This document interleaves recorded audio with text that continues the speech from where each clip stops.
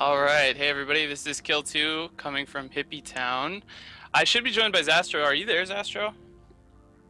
I didn't think so. I think Zastro got disconnected. So we're going to have, for our ninth match of today, day one of qualifying, Fearless Dot on your left versus Sleeper Social Club on your right. Don't have setups up yet, but we will in just a second. And we are about to get underway, 10 seconds until match starts. So we've got really similar looking setups actually, from what I can tell so far. Here we go. I know there's Oniruses and Proteuses. We'll have details. There we go. So double Proteus, Oniros, and triple Incursus on the left for Fearless, and on the right for Sleeper Social Club, 2 Ishtars, which is pretty unusual and interesting to see, along with an Oniros and 3 Ishkars. So we are underway, and things will get going pretty quick here. Looks like a lot of damage being taken by the Fearless Oniros. The Sleeper Social Club Oniros looks like it's getting jammed, but no damage being taken by the Sleeper Social Club side so far. Zastro, do I have you back? Hey, can you hear me? Am I back? Yeah, fantastic. My desktop locked up, sorry about that. Team. Alright, what are we looking at here?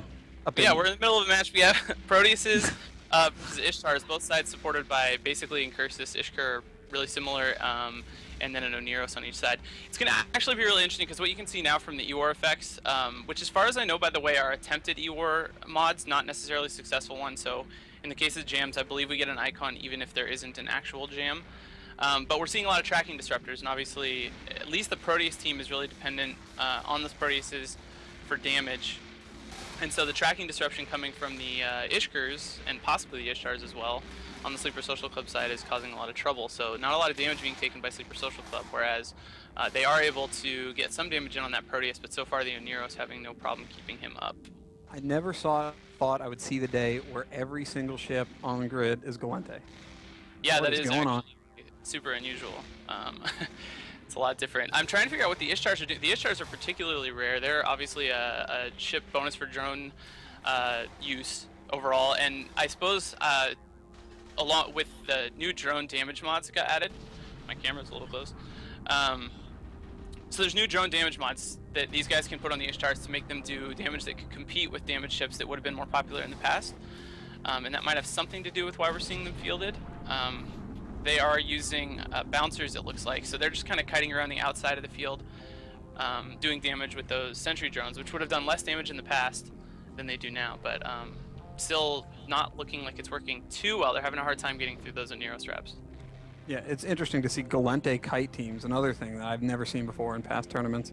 But with the new changes to the game this year, well, we're seeing a lot of people experimenting with stuff like this. It's not really working for them, though. It's working fine. I mean, they just took out an Incursus. That's going to be a job for their Ishkars, most likely, because the Ishtars with the sentry drones are going to have a pretty hard time tracking the Incursuses unless they're really heavily tackled, which none of them seem to be. So it's probably just Ishkars fighting those. And most of the damage from the Ishtar is stacked on top of the Proteuses, but still Oniros not having too much trouble. Now the Oniros is the one taking the damage. Is it Incursuses or Incursi? Or Incursoi? So that Oniros having no problem. He's shield tanked. I wonder if that would be an ancillary shield booster on him. I mean, usually it wouldn't be, but usually it would be shield extended, I guess, on TQ, so probably now it would be. We're seeing pretty much everybody use those ancillary shield boosters so far in the tournament. It's really like the power module of the tournament so far, at least in these small 6v6 setups. Yeah, I think it might be a little less strong in the larger setups, but it's certainly strong here, and it's always going to be good. There's a lot of setups before that would have used extenders to just increase the HP on a ship. And the ancillary shield boosters actually have a really similar effect, except for the most part you get more total HP. So if an extender would give you 5,000 effective HP, well, it would give you a lot more than that, but the ancillary shield boosters, as long as you're able to get in 5 or 6 cycles, which they usually get a lot more, even in this environment, they're going to produce a lot more effective HP than that, more than double probably. they're certainly good in these small setups. Another thing I'm noticing in the smaller 6v6 team matches is that ECM has been really strong so far today. I think all of the ECM teams have won that have been fielded. Yeah, ECM's definitely really good. It's this is one of I mean, this is an interesting match actually because there's a lot less. There's obviously no bonus DCM ships like Rooks, but there is still a huge E-War battle going on. You can see the icons bouncing back and forth. Everything, including ECM, web, scrimming, and tracking disruption. And tracking disruption is a huge one. That's what's making it so hard for the Fearless team to apply any damage. But the ECM icons, no doubt, coming from drones, which can also be extremely disruptive and probably have a lot to do with why the Oneros is sometimes taking heavy damage and sometimes taking less. And do you right think now, those new web drones are going to have a big impact on the tournament? I doubt they'll have a big impact. They might have some impact. I mean, it seemed like they were fairly useful when they were fielded a couple matches ago or whatever, but I don't think they'll have a huge role to play. This Oneros struggling now. He's definitely, that could even be XL boosted. Oneros, he just like in one cycle went from probably 20% HP up to 80% HP. Yeah, he's like repping his entire shield per cycle. Yeah.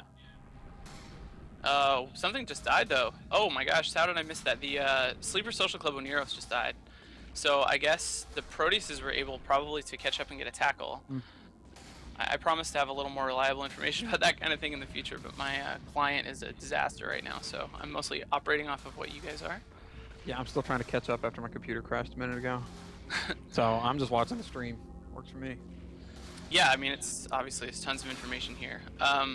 Now a lot of damage getting spread across all of the Sleeper Social Club Ishkers. With if the Fearless team was really prioritizing that Oneros, although the Fearless Oneros is really struggling now too. He's in deep armor. This is really pretty close. I mean, the Ishtar should be able to kite the Proteuses pretty effectively. The Ishtar should be faster, but obviously they have to break that Oneros. And there goes an Incursus kind of out of the blue. The Oneros is about there he goes. Did he go down? Was down. Yeah. Structure.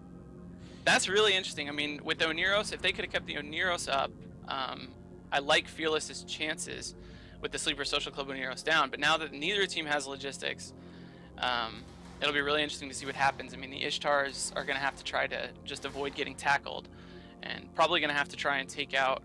It's like Fearless is going after those Ishkers right now, and yeah, there goes one.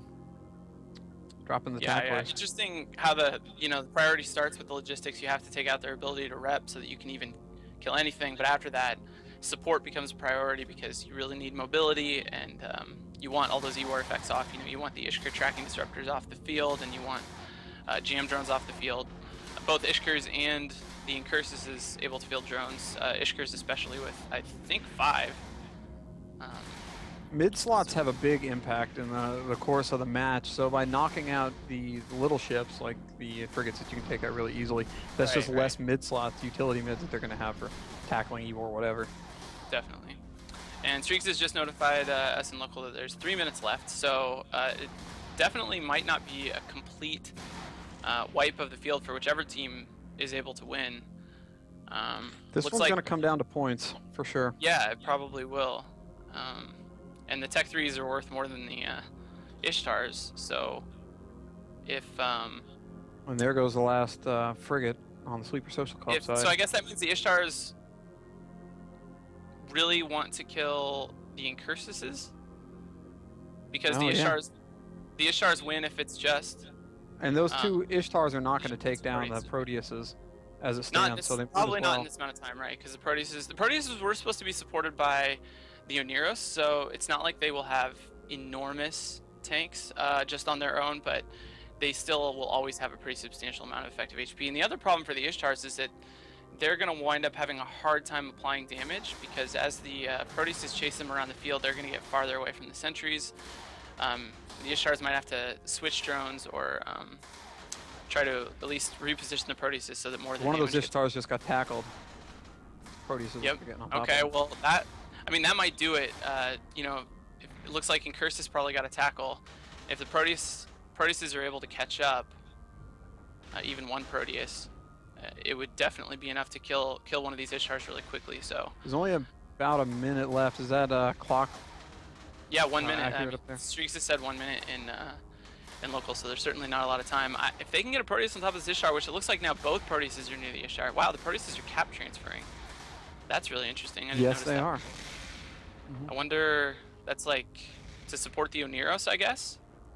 I would Probably. assume that's what it was there for earlier, but I don't know what they would have to use other than keeping their guns up. I don't know what they would use a cap transfer for locally. Just keeping guns and hardeners up, I guess.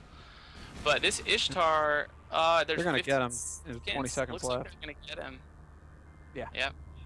So it's Which gonna is be actually fearless. really good. I mean, getting those extra points on top of the victory is huge. Points are so important, especially to get that multiplier. It gets Right, bigger and bigger. You get the point value plus 25% because they won. So Yep. Fearless, led by, I assume, Larkonis Strassler, is going to take that match. That was a really good match, actually. Interesting to see kind of the mirror there with Ishtar's attempted. But we'll let you guys go, and we'll be back for another match shortly.